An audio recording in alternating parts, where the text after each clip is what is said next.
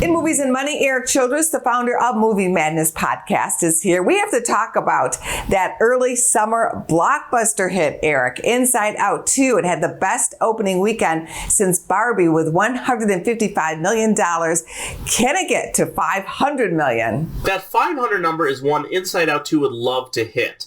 400 million seems very likely and is a number that Deadpool and Wolverine appears primed to at least hit in July and August. So the numbers are starting to line up a bit more, and theaters especially are seeing their summer season look a lot better. This weekend, the Bikeriders zoom onto the big screen. Here's a look.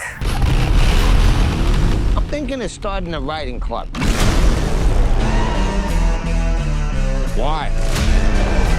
All those clubs do is sit around talking about motorcycles. That's what we do. You don't belong nowhere else, so we belong together. What film do you think will take the top spot? Well, the biggest opening is going to be Jeff Nichols' The Bikeriders, which is based on a motorcycle club from here in Chicago in the 1960s, and it stars Austin Butler and Tom Hardy.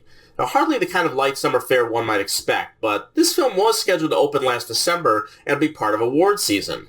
When Searchlight Pictures ultimately delayed it as a result of the strike, they shopped the movie, despite good reviews from a few fest screenings, and it was picked up by Focus Features. Now, they are hoping that the film can boost up their 2024, as they have yet to release a film this year that has grossed $10 million, and haven't had a film gross $30 million since the Downton Abbey sequel in 2022. And I'm not sure this is the film to break that streak, as it often feels like the photographic book that inspired it, falling short of both narrative and a documentary feel that would rather cruise through their existence instead of offering the kind of journalistic insights that should have been on full display from the beginning. Anything less than third place would be another dud for the studio, but expect Inside Out 2 to have a really solid hold this weekend and remain number one as it moves towards $300 million, with Bad Boys Ride or Die remaining in second and trying to boost its pace for a $200 million finish.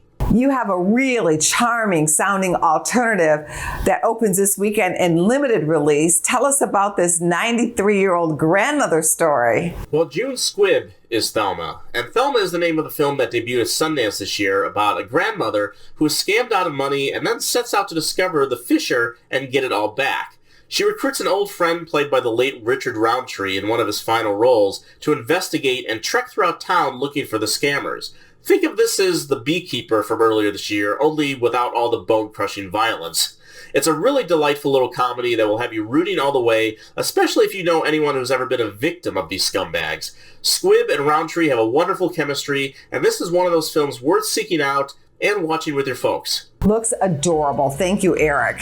Thank you, Angie.